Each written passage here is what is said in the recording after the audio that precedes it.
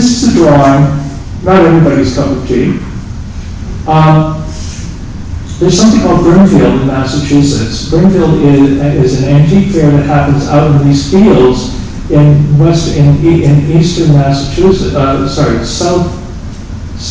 southern Massachusetts near the Connecticut border. It's about an hour and 15 minutes from Boston. 3 weeks a year, the second week of July, second week of May, and the second week of September. And I was there 2 years ago, and I went to see a dealer in the fields, because they have these fields and you pay $5 to go beyond the fence into the fields. And this dealer said, I might have some things for you later. So I came back later thinking he might have some things for me, because I bought things from him in the past, and he didn't have anything. But the dealer who he was sharing this little plot of grass with, who had actually, I didn't realize that I bought a couple of small things from him the year before. I was there, so I was looking around, and I looked down, and leaning against a table, his table, was this drawing. And I couldn't believe it.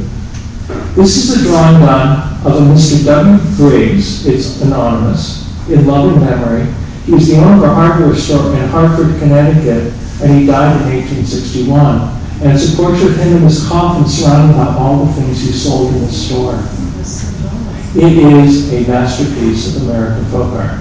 I don't know who did it, we'll never know who did it. It's about yay big. It's in a ghastly but original frame, so it's still in the ghastly but original frame, because that's part of the shtick. And I said, how much is that, casually? And he said, oh, for you, because I bought a couple of snapshots the year before. He said, for you, $75. And it was like, quiver. So I said, well, okay.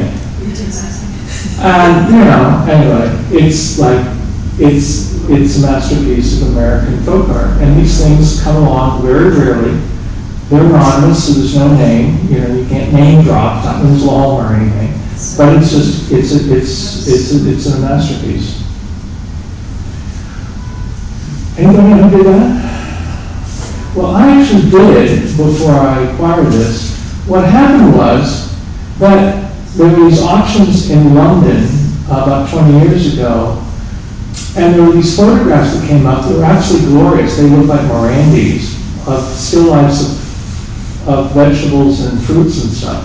And they'd say Charles Jones, but I'd never actually seen one. And I was in Portobello Road, and I'd seen a dealer friend of mine who dealt with photography, and I gave him my card. I met him for the first time.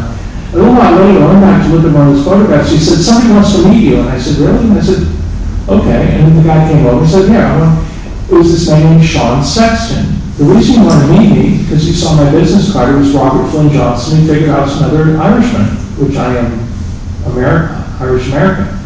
And here's Sean Sexton. He's a card-carrying Irishman. And over a beer, he said, well, I've got the greatest private collection of photography of Ireland of the 19th and 20th century, which he does. And then he said to me, like Rumpelstiltskin under his breath, do you know who Charles Jones is? I said, yeah, I've seen a couple of photographs in auctions, but I've never seen one. He said, they're all mine. They're all mine.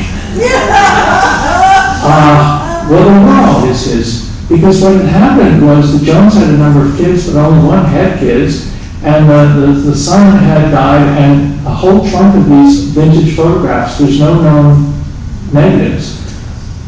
His whole life work was found in the Bermondsey Antique Market, and my friend bought them about 25 years ago. And I went out to see them, and I said, a book has to be done on these, because they're so beautiful and so important. You have a responsibility. And so we did a book with my publisher, Tenson Hudson. He then insisted on being a co-author, and I said, that's fine.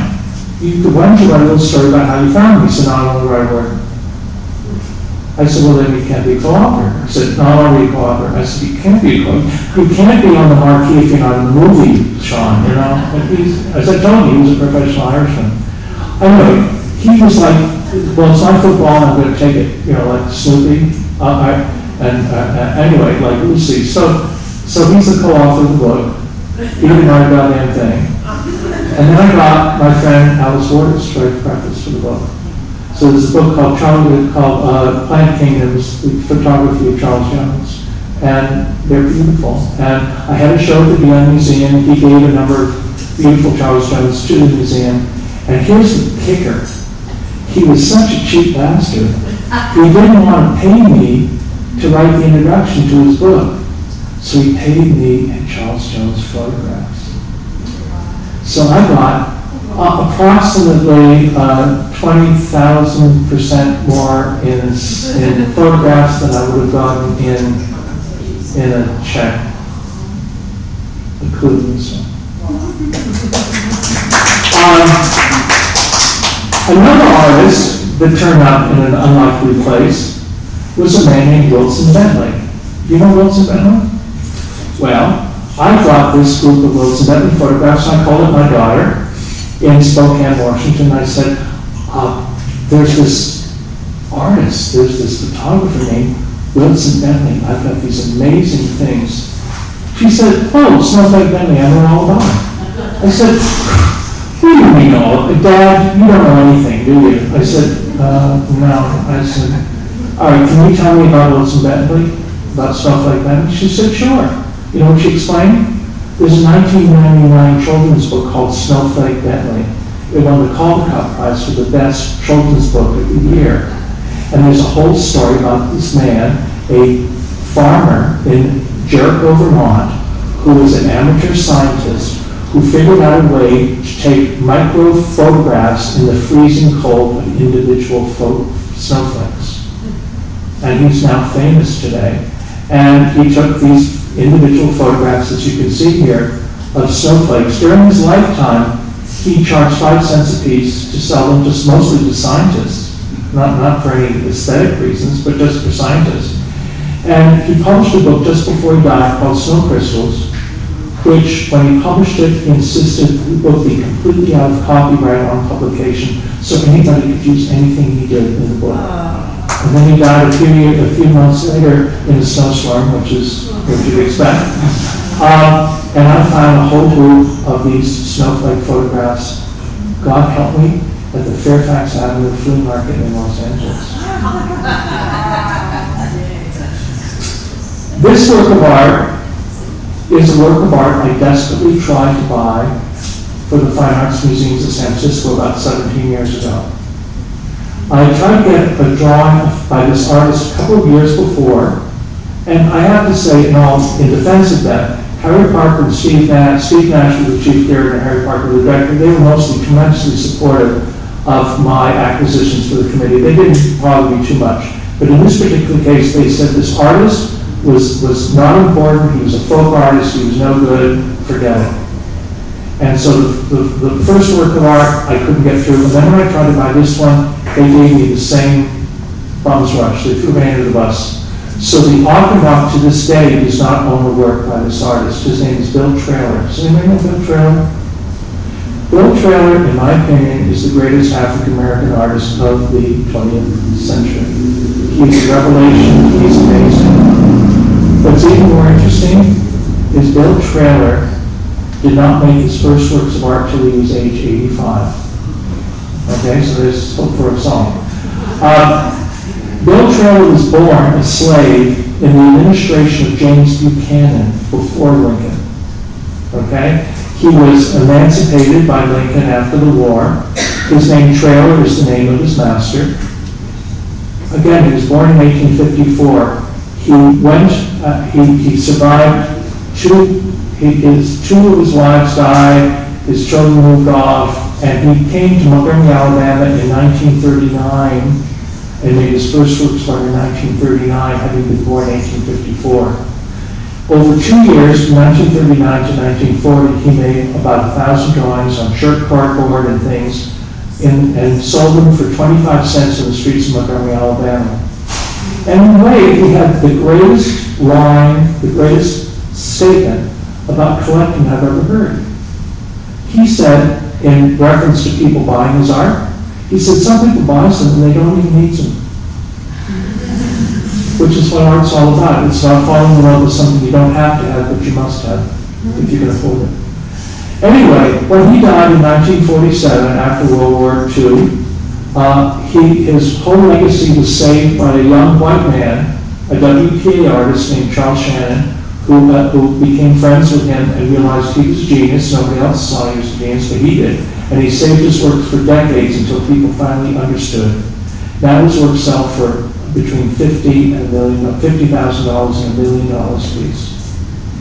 This particular piece is the work I tried to buy for the Achenbach. And I never saw it, I thought I'd see it again, but 2 years ago, at the American Museum of Folk Art, there was an exhibition of Bill Traylor's works of art, major collections from Atlanta, major collections from Montgomery, and major collections from New York private collections. In the private collection section, about 85 to 90% of the works of art were from two major collections. One was a man named Jerry Loren, who was the brother of Ralph Loren, who was a major folk art collection.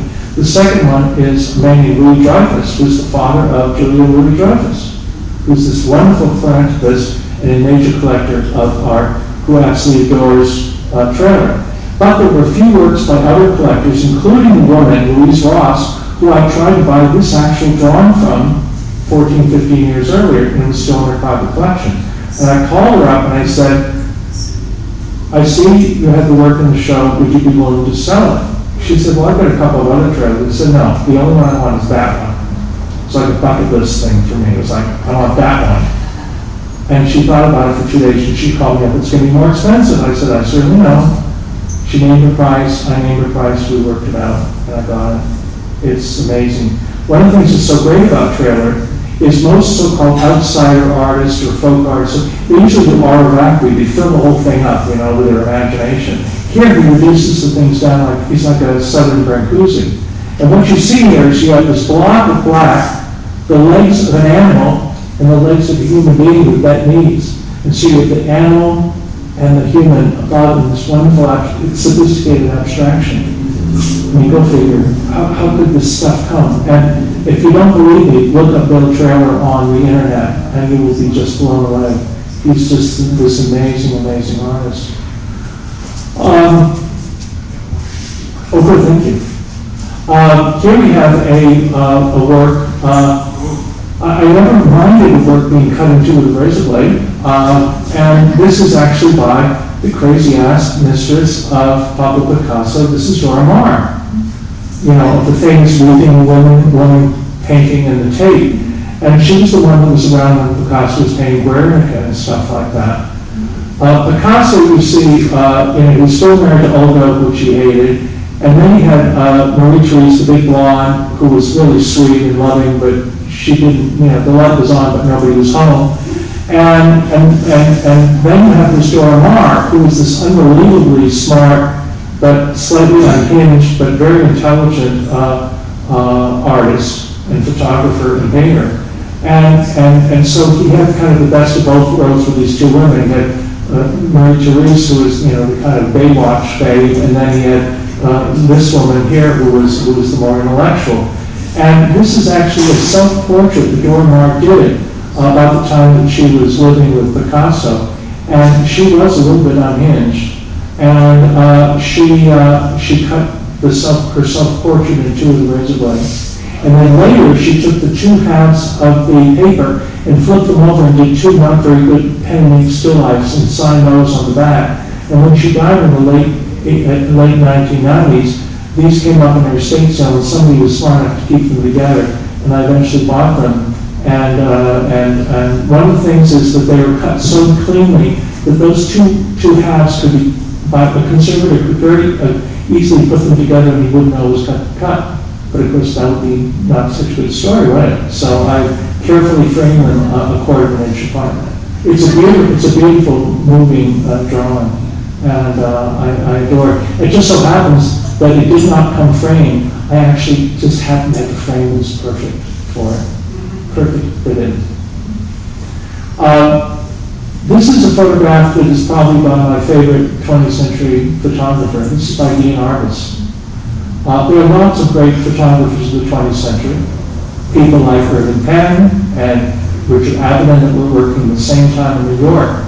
But what's interesting is that Penn and Avedon would take either beautiful women or very famous people and take them into their studio and take really, really beautiful photographs of them.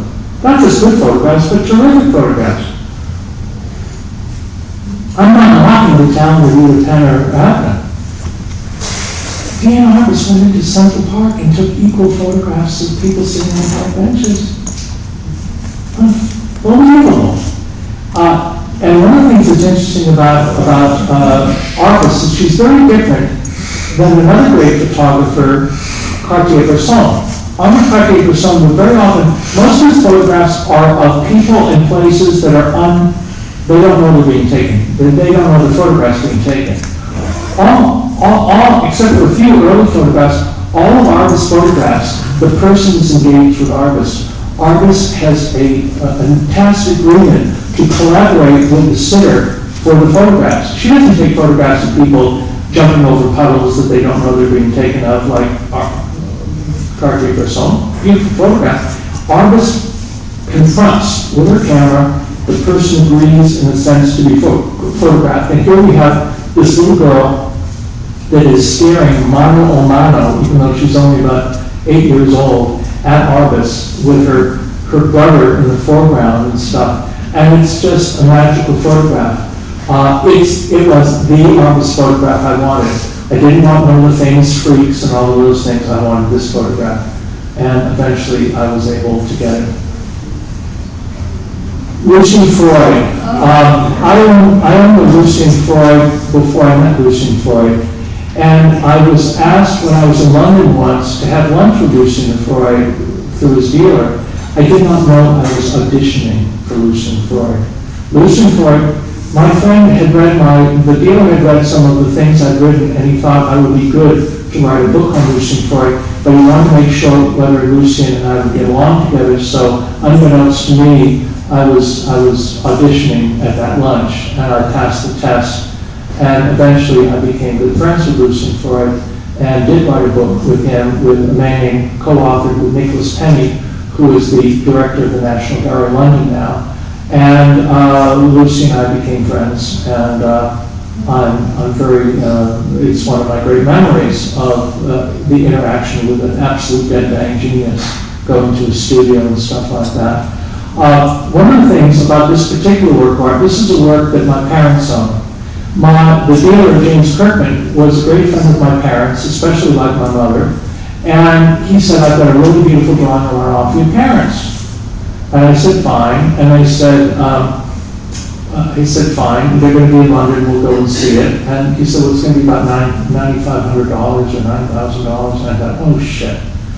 My parents like James too, and his wife, James and Claire, but they're going to be so embarrassed because it's going to be offered to them, it's going to be too expensive, they're going to turn it down, and whatever, it's going to be a little awkward.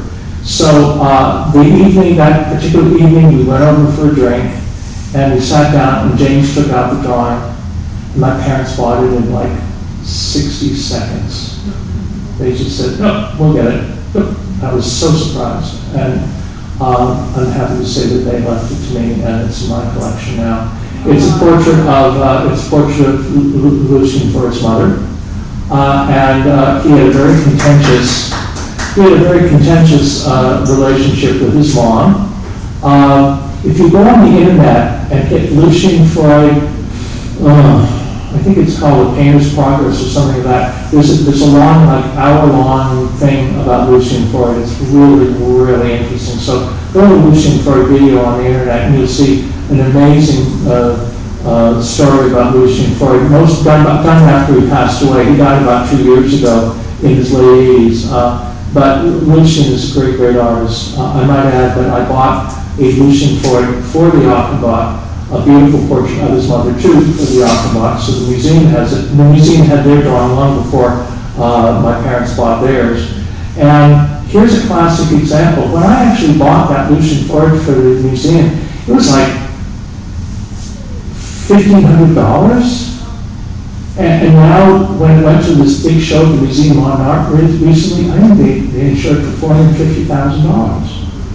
And here's an interesting point. One of the things you have to understand about curating is that some of the works of art you buy retrospectively, in a retrospective manner, and some of the works you buy anticipatorily. The Kurt Schwitters in 1947, I had to buy retrospectively. It was very expensive, like $150,000. Luckily, through Phyllis Wallace, we were able to buy it and got it. But sometimes, you know, you have to buy anticipatorily. And I can remember the biggest criticism I had from some slightly unknowledgeable trustees that I will not name until after. No, I won't name. Is that the implication is, oh, you're frittering the money away. You're frittering the money away. Why are we spending so little on that? You're frittering the money away. Well, can you imagine if you tried to buy an Andy Warhol David Maryland painting for $300 in 1962? Or, let's say, an Anita Hess sculpture in 1972 for $300 or $400. Frittering the money away.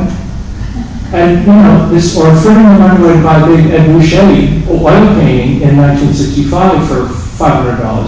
Frittering the money away. And of course, now, of course, those same things would be $28, $38 million. It's too late. Elvis has left the building, gone. So the fact is, can you always pick those things? No. But if you pick a number of them, you're doing just fine. And that's what curators are supposed to do. The easiest thing in the world is to spend $150,000 on an Edward Hopper etching. That's easy. Anybody can do that if you have $150,000. And if somebody said to me, as a curator, if you had $100,000, would you buy $25,000 works of art? Of course not. I'd buy one work for $50,000, one work for $20,000, one work for $10,000, and the other $20,000, I'd buy whatever is necessary that I saw was good. A few years ago, I saw a work by Ethel Stowers that came up at auction. I saw what it sold for. I called up Karen Brewer, who's now who's taken over from the Achenbach. I said, Karen, didn't I buy Gust of Wind by Ethel Stowers for the museum? How much did I pay for that? And she said, she brought me back to me, she said, you bought it in 1980 for $100. I said, well, change the insurance value because it just sold for $175,000. I bought it for $100? And why didn't I buy another one for me?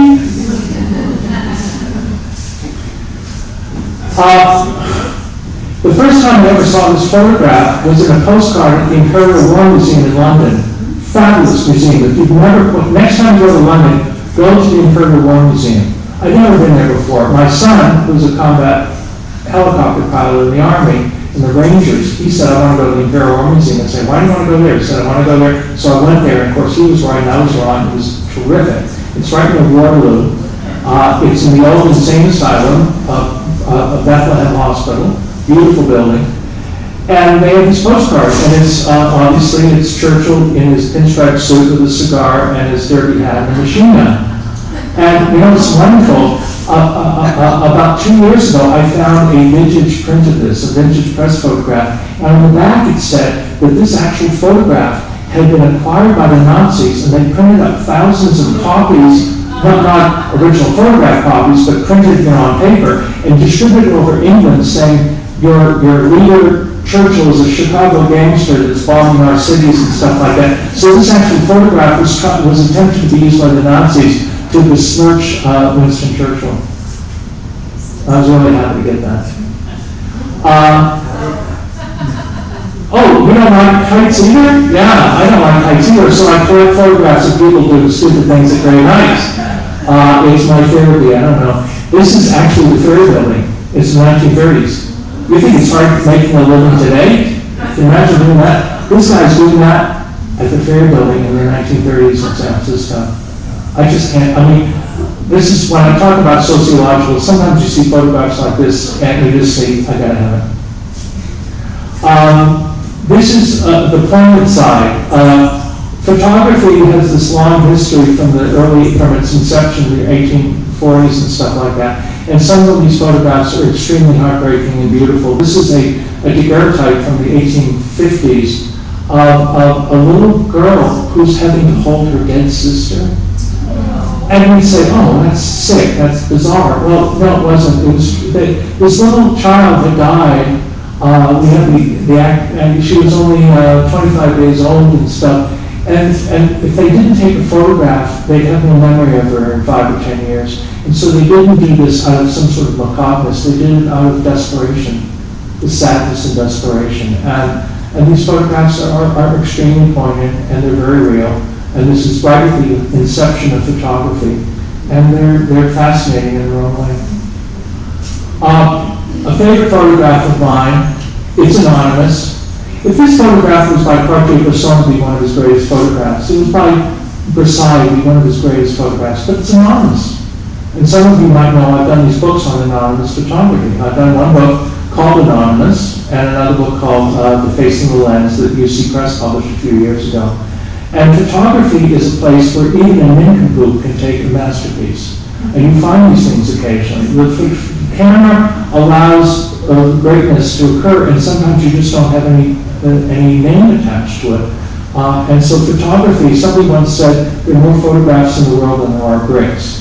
And so the ability, if you want to collect inexpensively, the idea of going out looking for inexpensive photographs, snapshots, and things like that is kind of a wonderful hobby. And sometimes you can find something so beautiful, and it costs you a lot more than the lunch you had that day. And in closing, just to give you a little glimpse of the way I live, this is a photograph of my kitchen. It's got signs in it. I might add the Dexter cigar and 724 in the corner. Those are big, wonderful, those heavy enamel signs from the turn of the century that would be put up on barns and things. And I remember after I bought the 724 sign, of course I bargained the guy naturally. And when I got it, I said, you know why I want that? He said, well, it's a nice sign. I said, you know why I got it? Because R.G. Sullivan was my great-grandfather. These are signs from my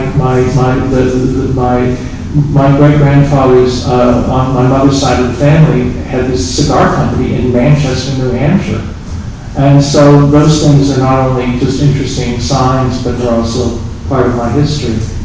No Passengers and the J Street, of course, are the original signs from the New York subway system and stuff.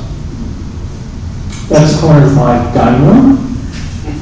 I might add, my house is 1906, and so I have molding, and so I can hang from monofilament. So there's actually no nails on the wall in my house. Everything is hanging by fish line. I go to these sporting goods stores and I ask for 75-pound fishing line, and they say, what are you going to catch? And I can't bear to tell them I'm catching habitat. And this is the Ed Boucher suite. When I finally finished this room, the first person that slept in it on the bed here on the right-hand side that didn't have all those works on it was Ed Boucher, because his flight was canceled by fog after giving a lecture one night at the Legion of Honor. So I call it the Ed Boucher suite because this is where it is. And today, this room is exclusively hung, not at this time, but now it's exclusively hung with things that I found at flea markets. And so if you're over at the Alameda Flea Market or the Alameda Flea Market and there's something really interesting on the table and you're just about to reach for it and you're pushed away suddenly, that's me. So anyway, thank you so much for listening to my talk.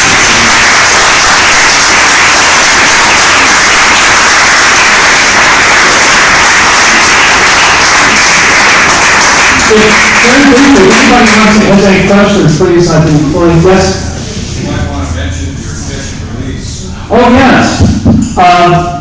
About a year ago, I've got two kids. I've got my son in Wiesbaden in Germany. He's still a flyer in the U.S. Army, and I've got my daughter who's a teacher up in Spokane, Washington. And both of their homes are decorated in Robert Johnson, I might add.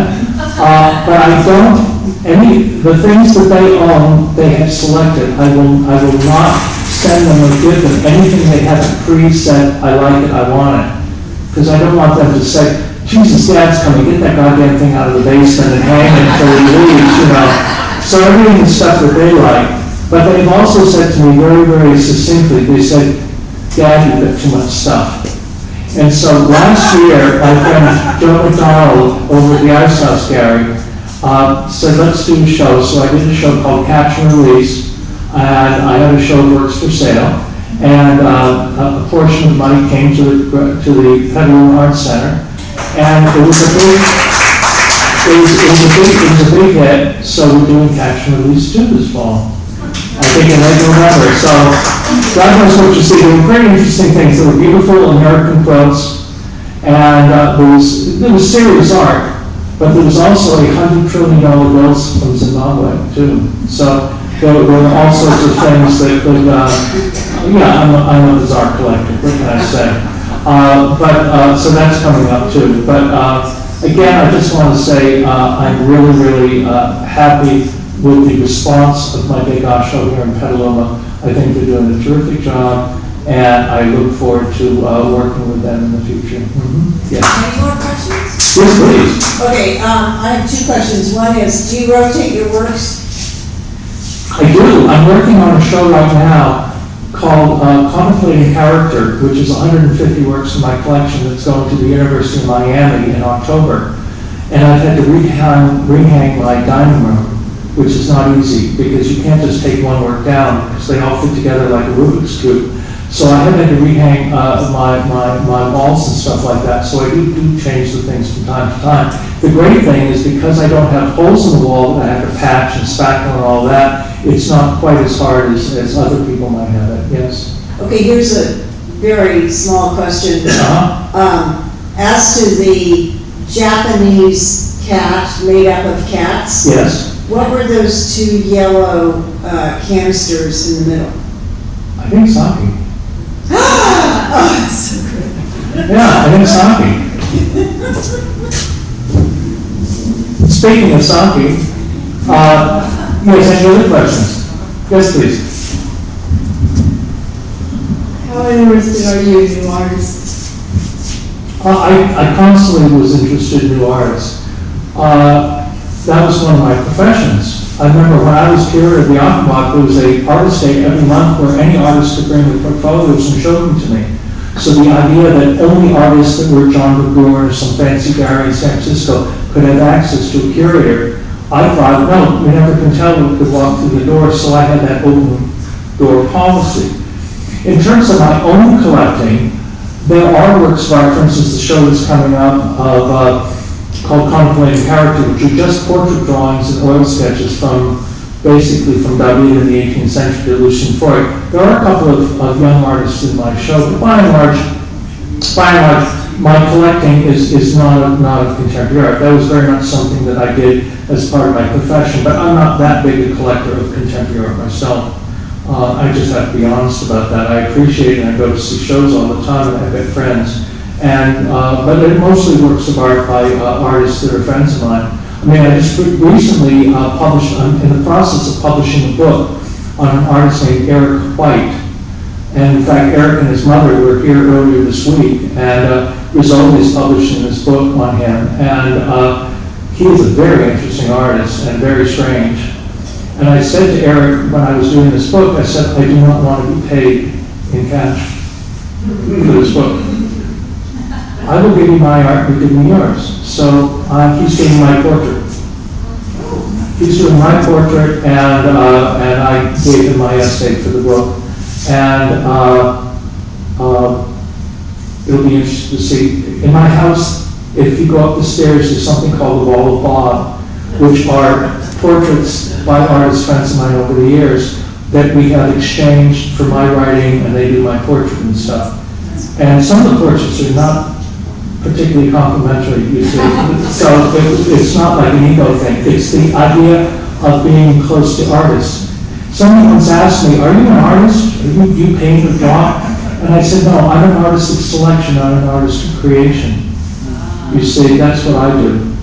I'm somebody who's a catalyst to take living artists or undervalued artists or artists that don't get seen or movements that don't get seen and get them to the public. And my job is to get them out to the public. And so I think of myself as a creative person, but I have no frustrations that I'm not a painter or a draftsman or a sculptor. So we'll probably see Robert Johnson on Pawn Stars coming soon to the theater here. You guys have a question right there? Yes, I'm curious, where does the show Did the God go next? It has one last venue. It goes to the University of Illinois, which is its final venue, which is from the middle of August till November. I think it's downstate, it might be Urbana or something, but it's downstate, it's not the University of Illinois, Chicago, but it's got one more venue. It's been a lot of places. Before here was at Tulane University, it's been in Denver, Colorado, It's been in Portland, Maine, it's been in Naples, Florida, it was in Pittsburgh at the Frick Museum, it was at the Foundation Canal in Madrid, which really knocked my socks off, because I walked out of the metro in Madrid at the Foundation Canal, and there was this poster that looked like King Kong was climbing the building. The little girl was 4 stories high on the side of the building in chartreuse background. It was like, oh my God. So that was I felt like I was running for mayor of Madrid that week. It was great. Yeah. Did Degas sign his prints and lithographs? Because I have one, as you know, that he either signed or the printer added it. If he did it, it was only for dedication. One of the things about Degas is that Degas was a little like Picasso. He only signed works of art when he was actually selling them. So a lot of the works you'll see in my exhibition here have got either a black stamp or a red stamp on them, but they're not signed. The only signature in the whole show is on the letter. And of course, just like Cher and Degas and Madonna, he did not sign his works Edgar, he signed them Degas. That was how he signed his letter. But he didn't sign, Picasso's very clever. Picasso would only sign his paintings when he sold them, when he left the studio. So if anything during his lifetime was out in the marketplace without a signature, it was stolen. Of course, after he died, there were lots of works of art that eventually went on the market that weren't signed because they hadn't left the studio at the time of Picasso's death. So those works were all registered and stuff like that. But the Degas signature is on a few lithographs, but it was fairly quite uncommon. Yeah. Could you comment on works on paper that are more stunning without glass over them? I saw at the Achenbach a de Kooning painting on paper, Yes. which was just stunning, Yes. just stunning. And then I happened later to see it in the museum under glass. Yes. And it was a beautiful work, but something had been taken away by the interposition of the glass. Sure. Well, in a future world where the trouble is a lot of people go into museums and they look at works of art the way they look at cantaloupes in the supermarket. They want to squeeze them. And I'll tell you, people, before Van Gogh's got under glass, people wanted to break off a little piece of a Van Gogh to take it home as a souvenir. We're talking about crazy-ass people in the world, okay? So the nature of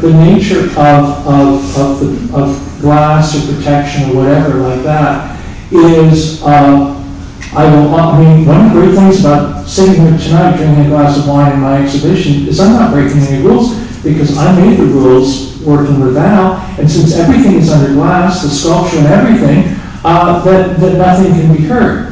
But one of the reasons why museums have these very stringent rules is that people don't know any better. I was at the Turner show the other day, and guards had to tell people with stupid-ass backpacks to take the goddamn things off. Because they're walking in, and they're, hey, wow, look at that! Crunch into the paintings. They don't know any better. And it's not like they want to hurt the work of art, they just don't know any better. So museums and curators have to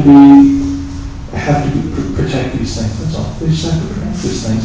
And it's just the nature that we have to be extra careful with works of art. Now, certain works of art, you go to certain contemporary galleries today, and there'll be artists who do very good drawings, and the drawings are on the wall without frames. And the reason they're on the wall without frames is that the artists have done these big drawings, and they're beautiful, but those frames cost like $1,400 to frame the things. And the artists and the dealers don't have the money yet to pay for all those frames, and so unless they're a really big deal artists, the artists put the works up on the wall, hopefully somebody will buy the drawings, and then they individually will frame the works of art. So I completely agree with you that certain works of art are beautiful, but one of the things that's really special today is that there are certain types of this transparent glass that can be put onto frames.